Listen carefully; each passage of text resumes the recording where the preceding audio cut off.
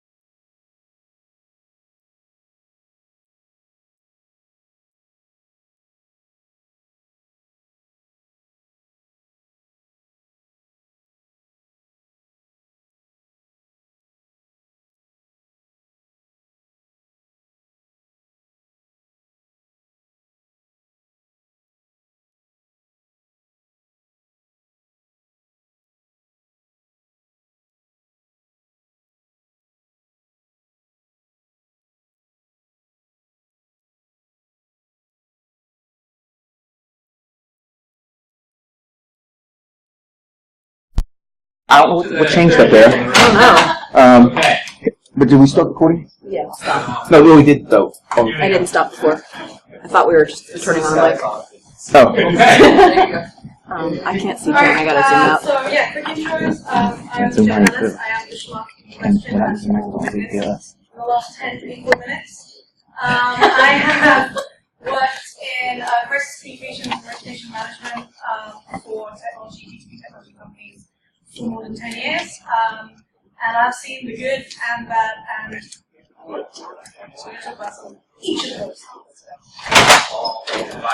Also, just a heads up, there's going to be a lot of art chat. Yeah. I apologize in advance.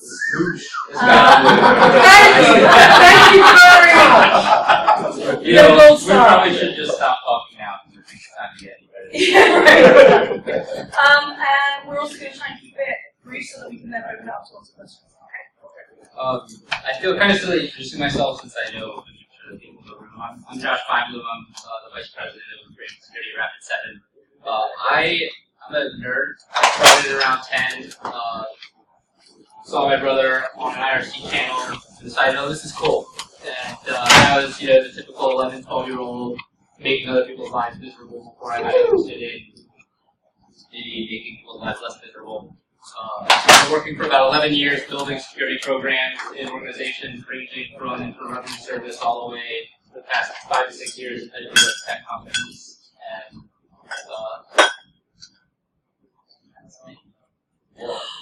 what? What the what? Awesome. No. Oh no! Okay, we should just stop this one. It's gonna be disastrous. We can't. We had a very well thought out. So yeah. Really glad I wrote some slides last night. Anyway, so I'm gonna just figure out who's in the room a little bit. I already Josh knows the room, but just so I know. How many of you work in a security role? People.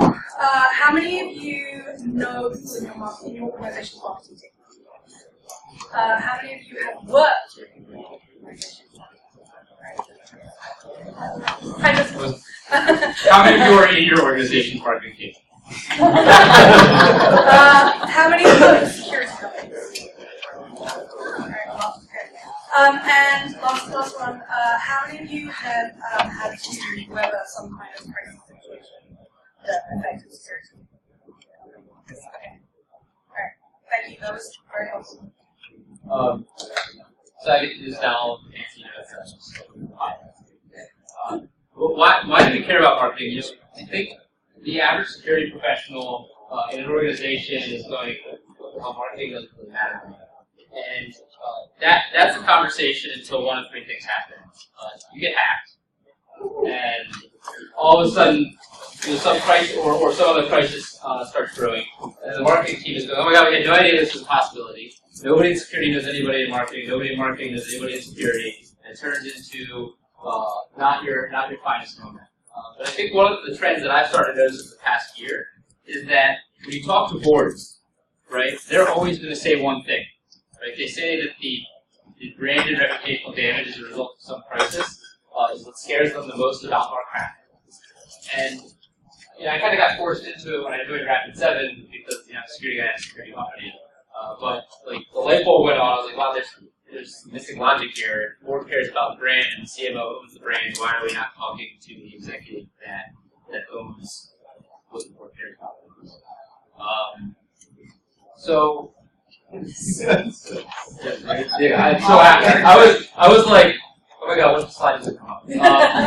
So one of the things that happens is, you put it really well, I'll let you get to it, but there is this principle of distrust that the security world adheres to.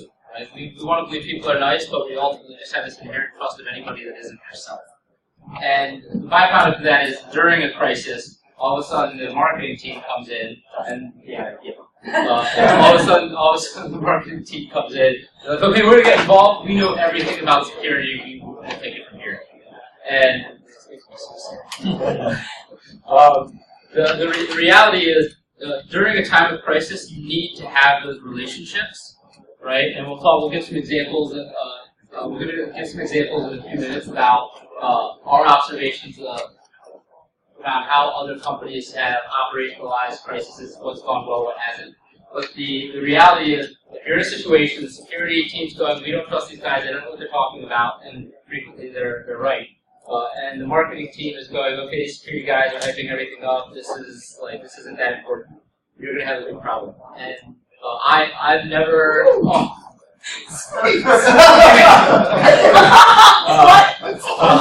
I will say it's been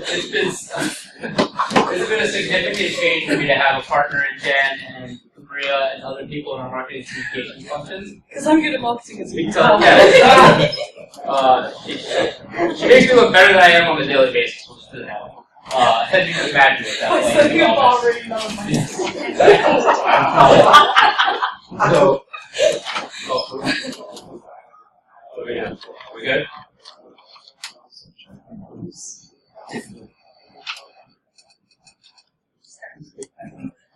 I'll pass the mic. You got the fun slide. Okay.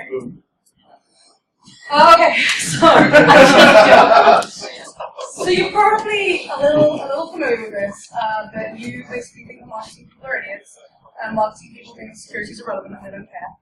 And unless they work in a security company, in which case they may care a little bit more. And the problem is that this mutual skepticism just leads you into situations that are really, really unhelpful. So basically, you end up communicating poorly in crisis situations. When you communicate poorly to the rest of the organization about the role of security, and since this is a pretty common issue where people are challenged for giving buy-in across the company around security, this is what marketing can do. They get buy-in. So they can be a really powerful partner for you, but if you aren't able to create that partnership, then what's going to happen is you're going to end up with a situation where you punch each other in the face every time you speak. And it will get worse when it's something that affects the public. So as soon as you're dealing with any kind of crisis, this situation is exacerbated. So we're going to talk a little bit about some examples of where we've seen this. Yeah, there's a trend brought up with Jen, Choice Point, which was the first time that I'd ever really had a major security breach that impacted the outcome of the company. In the earlier mid-2000s. And Choice Point, they do background checks. And in the early to mid-2000s, if you were going to get a job at a retail store or any other organization that was doing a low-level background check on you, it was running. And they got hacked by some Nigerians. We'll use the word hacked lightly. And they made the decision that at that time there were like 2 states that required breach notification when the consumer data was stolen municipal states. And Choice Point made the decision they were only going to notify impacted people in municipal states. And the FTC basically leveled them. And it was one of the first times that I recall, at least, the FTC coming in and levying significant fines and penalties for unfair and deceptive trading practices related to a security breach that largely had a communications person sat down and said, hey, if this gets out, how will it be perceived? So, you know, they're going to talk a lot more. We're not going to take too much of things like target to talk about it, I think. But this one is like, it hides in the dark, and in my mind, it was the start of this trend. So you guys, if you haven't read about it. Yeah, so as Joshua, I'm not going to get too much into talking about this. I'll mention the Rapid 7 one very briefly. So we had a situation where our domain registrar was hacked. So this is actually pretty interesting. Obviously, this would never and so we went into sort of crisis mode of how we communicate it, what we want to say, and we were getting information out from the domain registrar in a sort of stilted way, and it had been a public thing because it's a domain registrar, the website was based, and so people knew about it, and there was Twitter conversation and people were speculating about it. So we felt like this huge rush, this push and pressure that we had to communicate and to get something out there. And basically due to a lack of like real alignment in a pressurized situation where everybody's running around like a crazy person trying to do 5 different things, I didn't properly align with the security people, and so one of them tweeted out a piece of information that we had got from that one of our employees had got from the domain registrar, and then had extrapolated something from that was inaccurate. And so we tweeted this piece of information out, and we basically said that we were breached through a fax, and it wasn't true. And then afterwards, like when we found out it wasn't true, like everybody had attached to that because they were like, "That's so old school. It's kind of weird." And then I basically was like, "Yeah, it's also not." And when we were putting this together, like I knew this story, but even I wasn't that's how it happened to get in public. Right? Yeah. Like, So there's some examples on here that there is some examples on here that are not in here, and I'm just about to sort of redacted. So about a year ago, I had an email from a good friend of mine who's a reporter, and he writes for Forbes. And he reached out to me and said, hey, I need your help with something. I reached out to a small regional nonprofit to let them know that I had received information that they'd been compromised. And their default response was to threaten to call the FBI. And he was like, I don't think that they really understand the situation that they're in. And he said, bizarrely, during one of the conversations we had with them, they mentioned Rapid 7. So, like, maybe you could reach out to them and have a chat. So I went to some research and I found out that they are in fact a Rapid 7 customer, and so I tried to contact their CIO.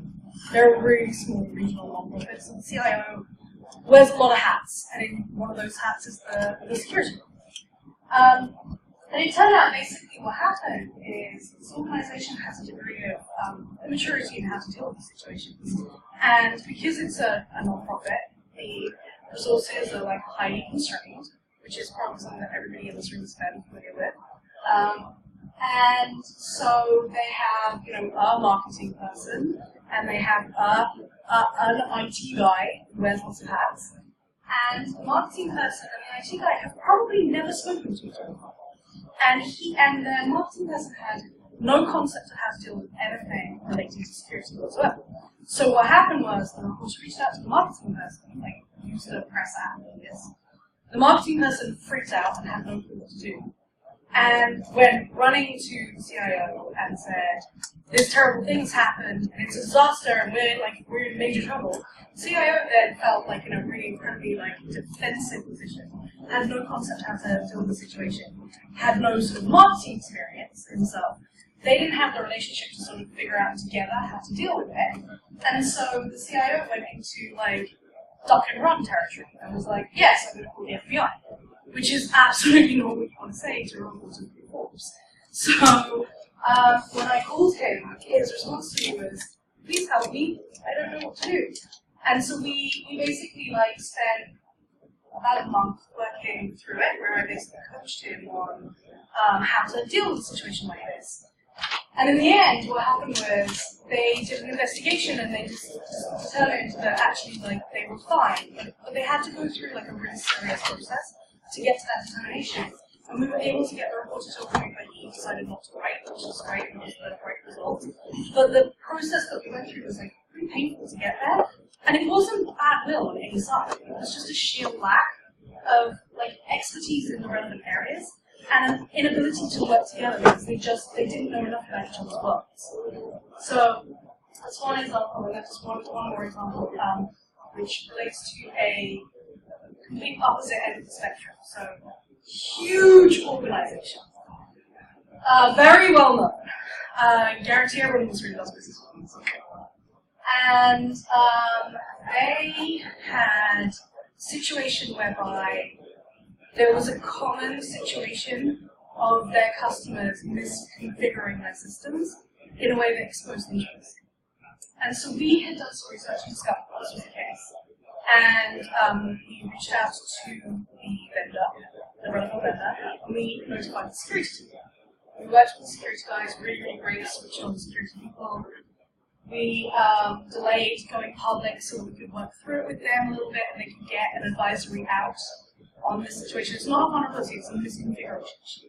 So we get to a point where we're all completely like happy that we have everything, we know what we're doing, we've written this blog post that tells people like, here's the best practices that they recommend, and you can go to look at this. And we go out and a bunch of press came interested. And so they go to the vendor's PR team to ask for comment. At which point the vendor's PR team basically gets a little upset with the situation. And it gets escalated through the organization all the way to the top of the organization and then comes barreling back down again to the security team. Which, you know, puts the security team in a really bad situation where they're again on the back foot feeling really defensive.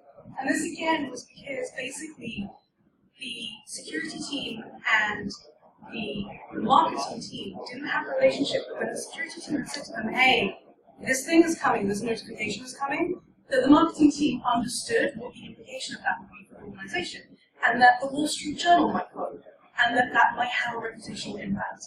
And so, as a result, the marketing team felt like they were put in a position of vulnerability and risk by the security team, and it created this sort of weird tension between the two of them, and that company doesn't like that. So just a couple of examples of how, like, regardless of the size of organization you are, or whether you're dealing with like potential compromise, or perhaps some sort of disclosure, this stuff really matters and it can have a real impact, and having that relationship in advance can make a really big difference. Yeah. So I actually really sad at the top of this I put a little more question cloud. So when I started at Rapid7, it was, I think you could argue, it was amidst several both internal crises and major vulnerabilities. Yeah, and the reality is Heartbleed was a problem for a lot of vendors and a lot of people. But when vulnerabilities, major vulnerabilities were released for Rapid7, which is the type of company we are, there's really three things that we have to worry about. We worry about, obviously, our internal infrastructure, just like all of you do. We worry about our customers' infrastructure, so how our products can help customers solve the problems they're facing. And then we also have this fun internal drive where we want to help the community understand the real impact. It's not just fun running the business. And so this was a really hectic time for us with Shell Shock coming out, Heartbleed, all of the big buzz name vulnerabilities coming out really last year, coupled with some internal situations we were facing. And one of the first things that I noticed stepping into this vacuum was like, oh, Pretty much a Susie Maggie. The first thing that I started to process is, okay, how are we going to do things differently here? And because I was starting to build a relationship with Jen, ironically, Jen was also the reason I ended up at Rapid7. I met her Derby Cons ago, and she was like, totally, check this out. And so I had a relationship, and we started working through some of these crises. And the first thing that I realized, and this may sound silly, but I would challenge all of you to say, have you realistically done this? Simply when you're talking about how you plan for events, understanding who is responsible for what, right? Like you seriously to put yourself in a situation, you do nothing else. Nothing else. You say, what really matters? Who needs to be involved when X, Y, or Z happens? Right? And if you have an Excel spreadsheet and it says tab A, tab B, and tab C, and those each equal a certain situation, when that situation happens, if that tab is populated with primary and secondary stakeholders for those issues, if you communicated that with people, it's going to go much smoother. So this was one of the first dealing through some of these internal security events, and the vulnerabilities. One of the big components of what we do is external communication. So that's how I really started to get plugged in operationally with communication and marketing. And what I'll say is that interaction, I hate to use the word game changer, but it was entirely different subject. But it was really game changing for my ability to sit down and say, how do I effectively communicate with these people about these issues? Right? Because one of the things that I don't think we're doing very well as an industry is addressing the fact that security isn't an IT and a technology problem. It includes IT and technology. But it's a people problem, it's a process problem, it's a legal problem, it's a insert vertical, finance, procurement. There's so many areas that it addresses. And we need to be realistic. We as an industry aren't good at communicating. We're barely okay communicating with technical people. We have to remove ourselves from that situation and start talking to the rest of the business. There's an organization in your company that employs lots of people that is really good at communicating with non-technical people, right? So I challenge you, if you're in a technical position in a company, we might be getting ahead a little bit, but you need to go and you need to make some friends with people that do marketing and communications. So go out to lunch with them. If you're having a challenge in your business, talk to them about it, right? And just start that dialogue and see if it helps you. See if it helps you come to a better outcome than you would have, right? Instead of just going, oh my god, I can't get budget, this is a big problem. The business doesn't understand what risks they're accepting, right? Try and do something about it, opposed to the venting that we're all doing. So when we talk about a better road, honestly, it starts with a conversation. Because when I go out and I talk to people, it's absolutely amazing to me. And I was one of them a year ago. It's absolutely amazing how disconnected we are from people who do this for a living as an industry. McKenna was also proud of me. Communication. I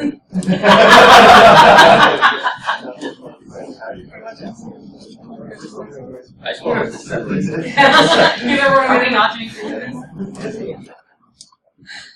Yeah, so this is one slide. So just as a recap, I think you want to identify the religious stakeholders and marketing need. And as Josh said, lunch goes a really long way. It doesn't love getting lunch. And if you're taking marketing out, you can probably expense it. Which works out nicely, you don't really well. Avoid jargon. Don't judge them if they don't know what kernel exploitation is. The reality is you don't either.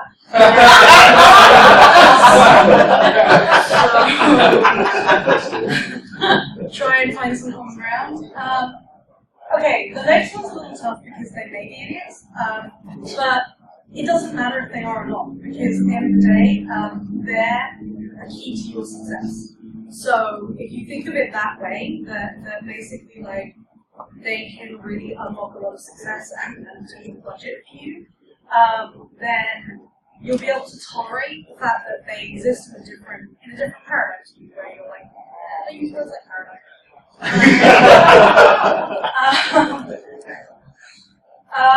If you don't work in a security company, they have no reason whatsoever to know why security matters.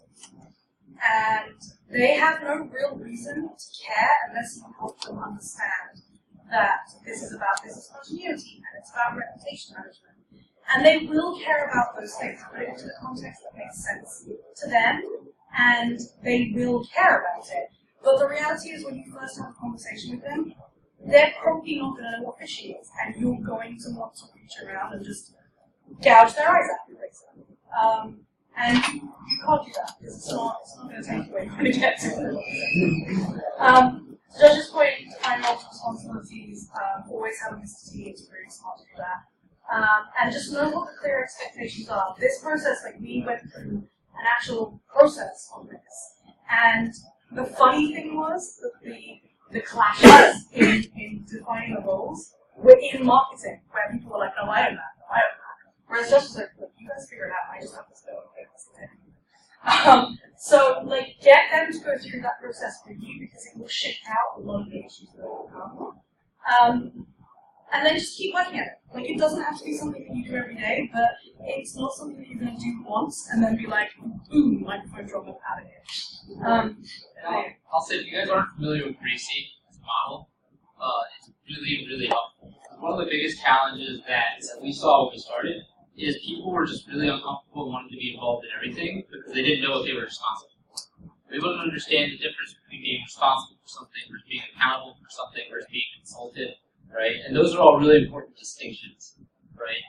Because that's the difference between, hey, you own this, maybe you're doing work on it and somebody else owns it. Maybe somebody has to be consulted before something goes out, or maybe you just get a heads up, right? Those are all really important things, and if you're not getting people comfortable with those concepts beforehand, you're gonna walk in a world of that very crisis. Yeah, I mean, like, just, so we have a joke in Market 7 that every time I travel, which unfortunately I have a lot, something big blows up.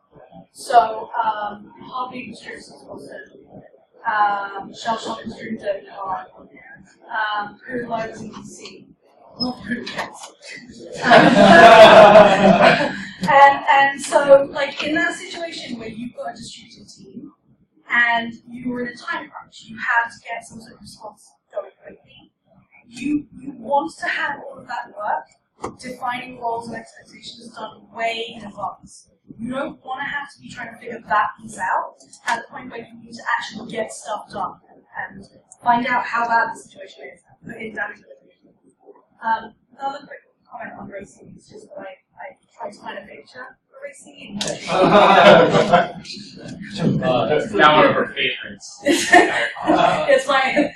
I want to throw a bone to the Akamai guys. I was talking to Andy, their CSO, yesterday, and he actually had brought up a conversation around race over the 100% team guys. Probably heard it before, but really try and internalize it. Nobody's a villain in their own movies, right? So when you're really frustrated about somebody else, what they're doing, like they're not doing it to piss you off, right? If they're doing something wrong, maybe there's ignorance or so naivety there, but they're not doing it to piss you off. They're doing what they think is right. So when you're interacting with people, especially marketing teams, it's really important to realize that we all want the same thing to be successful. But if you go in and you're addictive, or you're angry, or you're frustrated, you're probably angry or frustrated for no reason, unless you put in a ton of effort.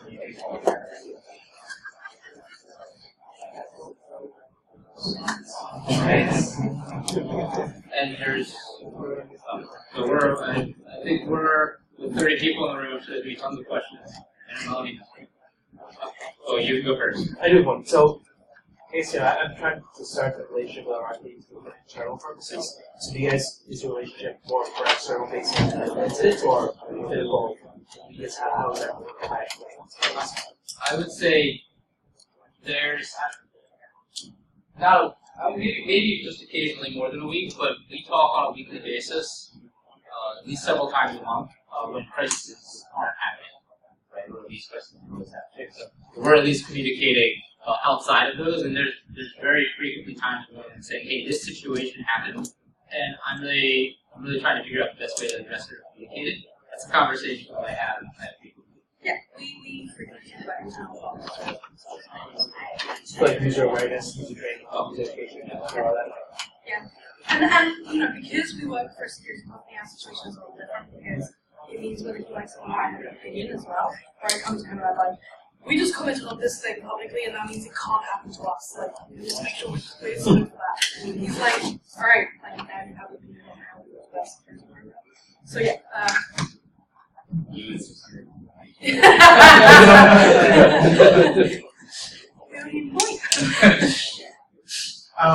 This is an observation that I'll try and squeeze into the form of a question. I really like this presentation. I think there's a Other examples of the disconnect between marketing and technical is when vendors handle disclosure horribly.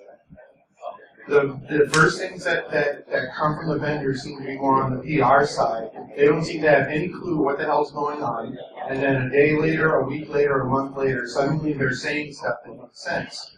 My suspicion being because they finally reached the actual technical people in the organization that goes on. So I'm curious if you have any insights. I'll answer your question. It's trying to finish the question. It's been so if you're a technology company or a SaaS provider or something like that, and you guys don't have a defined disclosure process, it could be a sentence on a web page. Right? But if you don't have a defined process where you sat down with somebody that owns communications and marketing in your company, so when this happens, you're prepared, you're doing it wrong. So when that happens in companies, my best guess would be it's because your communications team has never had any opportunity to learn about disclosure and what are the code files and how you handle it and how you gender support. Yeah, the example I gave of the really big company, that was effectively a disclosure. It wasn't a policy, but it was a situation. And the marketing team took it seriously. And until they got caught in the job. And then they took it pretty seriously again. I've seen it the other way around. So because of Metascope, we do a lot of disclosure. And so we deal with all sorts of parts of the business on a frequent basis. And we did a disclosure to a household. We did a disclosure to a and their team handled it really, really well. They were amazing. They were super responsive. They took it really seriously. They got a patch out really quick. It was awesome. And so I called that down to you and I was like, you want to help me tell the story because obviously you are being able to deal with it as well. And the other guy was like, that's really nice of you. We're a huge organization. It's just on our radar of stuff to do. I don't know how we would be able to mobilize quickly enough for this. So it was you guys should just go on this. They didn't have the opportunity to make the most of the opportunities we handed them because they weren't already connected, those teams weren't already connected, they weren't already thinking about security as a potential USP for the company. Now we're starting to see that shift a little bit, that was a couple years ago. And so we are starting to see more companies think about security as more of a selling point, and so now marketing teams are getting a little bit more interested. And I'll add one more example. PowerPoint to the example. We were doing an assessment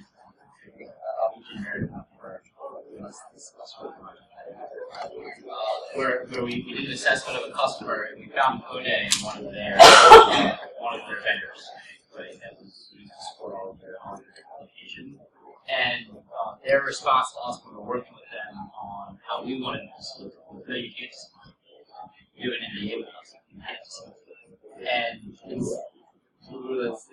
that's not how this works.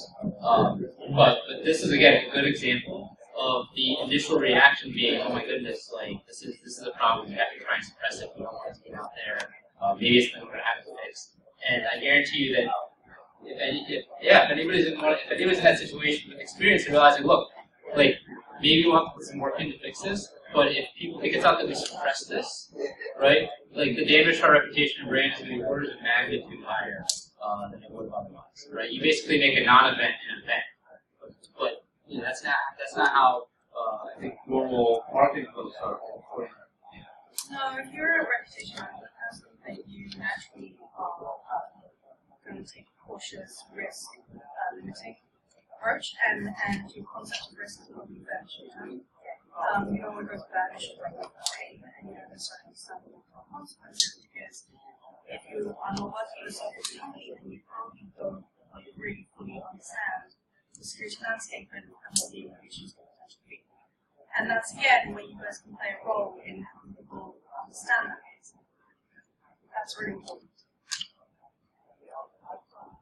How do you feel about the race to the bottom where both you and your vendor only got to comment on something, preferably a CNN column with a pretty picture on it, and whether or not you can make that assessment fast enough before the real data comes in?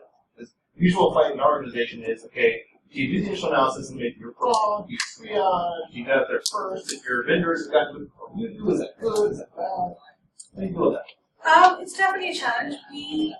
So part of the way that we address it is that we have a very clear position on how we approach doing public commentary. And we also work together so much, and it's such a constant process. There's a lot of trust in the relationship. And so, the basic requirements for any commentary we do is it does have to be credible. We're not going to speculate. I'm not prepared for us to victimize other victims or vendors. And so, we focus on educating people on what's actually going on, and then trying to help them understand how they can protect themselves. And because everybody knows that those are clear parameters on how to comment, we're able to sort of move a little bit more quickly. But in general situations, we make sure that we, our big learning came from the domain registrar situation. We didn't wait until we had all the facts, and that created an issue. And the reality is, the issue created it didn't hurt us. But I just felt bad about that we had misinformation out there. It just isn't how we want to do things. We want to prepare. And so, that was good learning for all of us to make sure that we have our facts right. And I think the reality is half of our company is oriented around building exploits and vulnerability activity. Right? So when these vulnerabilities are announced, core functions of our business sort of understand what they are and understand exactly how we're going to respond. Well, with that being said, an example I'll just use Heartbleed. We may say, hey, theoretically, this type of key information may be exposed, right?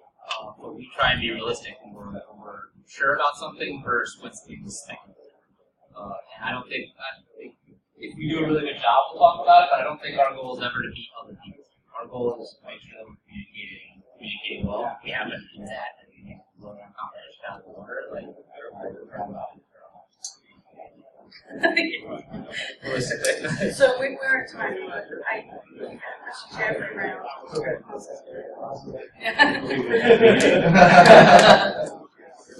Thank you very much. The next speaker, closing out.